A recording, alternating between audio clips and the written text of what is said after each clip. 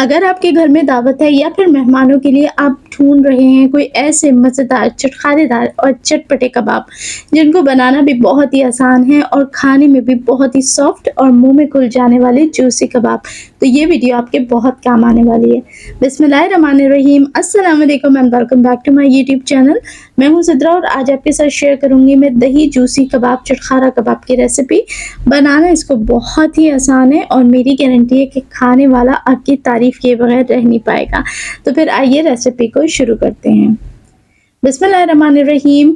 इन कबाब को बनाने के लिए सबसे पहले जो चीज़ चाहिए वो है हमारे पास कीमा। मैंने बीफ का कीमा लिया है, तकरीबन 600 ग्राम कीमा है। अच्छा, आपने बिल्कुल मशीन से निकाल के चिकना कर लेना है। अगर तो आपने वैसे ही इसको 2 दफ़ा मशीन से निकलवाया है तो फिर ठीक है, अगर नहीं तो फिर आपने एक दफ़ा इसको चॉपर के अंदर घुमा लेना है ताकि ये इस तरीके से बिल्कुल चिकना हो जाए।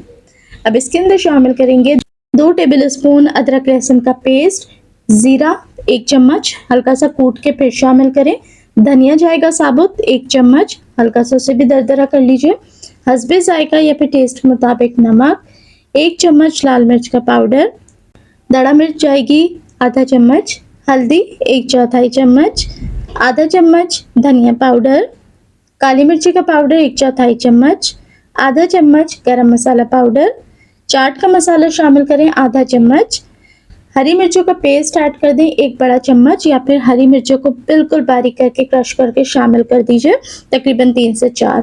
2 टेबल स्पून के करीब प्याज शामिल करें बारीक चॉप करके, पानी बिल्कुल निकाल के प्याज को अच्छा सा खुश्क करके। अब क्योंकि बहुत ही जूसी और सॉफ्ट कबाब बनाने हैं तो दही जाएगा इसके अंदर, गाढ़ा दही अपने अच्छा ऐड करना है, तकरीबन 2 टेबल स्पून। साथ ही 1 नींबू का रस शामिल कर दीजिए ताकि चटपटे चटखारादार कबाब बन के तैयार हो, बिल्कुल मज़ेदार से। अच्छा, 2 ब्रेड इसके अंदर हमने शामिल करनी है, अच्छा सा उसका पानी सब निकाल के खुश्क करके फिर शामिल करें। बाइंडिंग के लिए जाएगा 1 अदद अंडा। अच्छा, जो लोग अंडा नहीं ऐड कर सकते, जिन लोगों को थोड़ा सा एलर्जिक है अंडे से, कोई भी इशू है, तो वो अंडे की जगह पर 2 टेबल स्पून बेसन ऐड कर सकते हैं, हल्का सा रोस्ट कर लें और फिर शामिल कर दें। चलें, अब सभी चीज़ों को बहुत अच्छा से मिक्स कर लेते हैं। अच्छा, जो लोग चाहते हैं कि बीफ के बजाय से मटन के कीमे में बनाएं, वो भी रेसिपी को एज इट इज़ फॉलो करेंगे।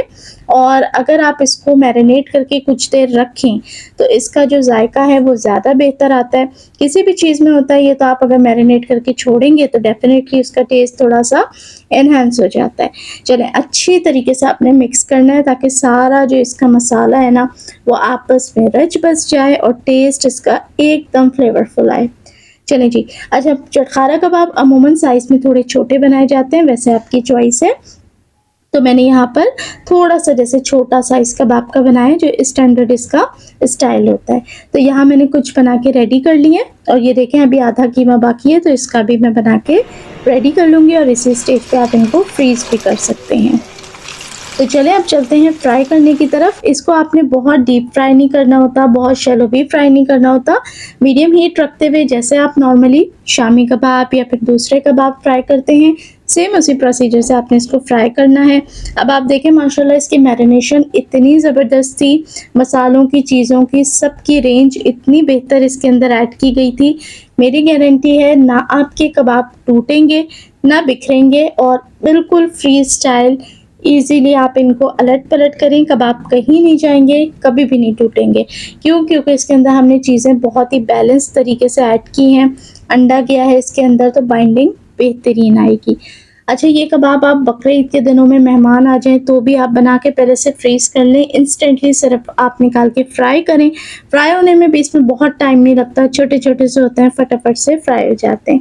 तो देखिए जब इस तरीके से थोड़ा डार्क ब्राउन सा कलर आ जाए, अच्छे से ये कुक्ड हो जाएँ तो आप निकाल के इन सबको रेडी करें। लेकिन चटखारा कबाब को बिना वेजिटेबल्स सौते के करे हुए हम सर्व नहीं करते हैं। तो 1 चम्मच तवे पे ऐड करेंगे देसी घी। अच्छा है अगर आप ऐड कर लें, नहीं है तो आप कुकिंग ऑयल भी शामिल कर सकते हैं। 1 शिमला मिर्च को मैंने लंबा-लंबा काट लिया था, साथ ही आधा प्याज आपने इसी तरीके से लंबाई में काट लेना है और उसे सिर्फ़ हार्डली आपने आधे से 1 मिनट सौटे करना है, इसे सॉफ्ट नहीं होने देना।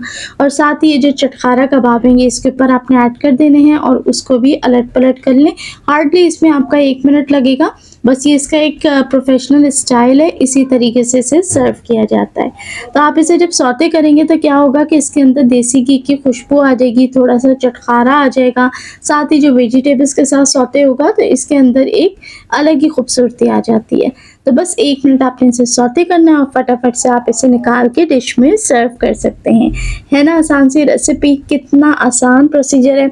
अब इसको चटखारेदार बनाने के लिए इसके ऊपर मैंने शामिल किया है लींबू का रस, और लींबू का रस जैसे ही इस पे ऐड हो आप फटाफट से शामिल कर दें चाट का मसाला ऊपर से, साथ ही आप चाहें तो रेड चिली फ्लेक्स भी ऐड कर सकते हैं। तो जनाब हमारे मज़ेदार से चटपटे चटखारेदार दही बीफ कबाब बन के बिल्कुल तैयार हैं। आई होप आपको रेसिपी अच्छी लगी होगी। इसको लाइक शेयर करना बिल्कुल ना भूलें और ज़रूर ट्राई करें, मेरी रिकमेंडेशन है। इंशाल्लाह आपके मेहमान भी खुश होंगे और आप भी खुश हो जाएंगे। तो अब इसे तोड़ के भी देखते हैं कि अंदर से कितने जूसी और सॉफ्ट है। तो माशाल्लाह अल्हम्दुलिल्लाह बिल्कुल बेहतरीन सॉफ्ट जूसी मुंह में घुल जाने वाले कबाब बन के तैयार हुए हैं। ये मिस करने वाली रेसिपी बिल्कुल भी नहीं है, इसको आप लाजमी ट्राई करें। इंशाल्लाह आप खुद कहेंगे कि रेसिपी बेहतरीन थी। देखने वाले सभी लोगों का बेहद शुक्रिया।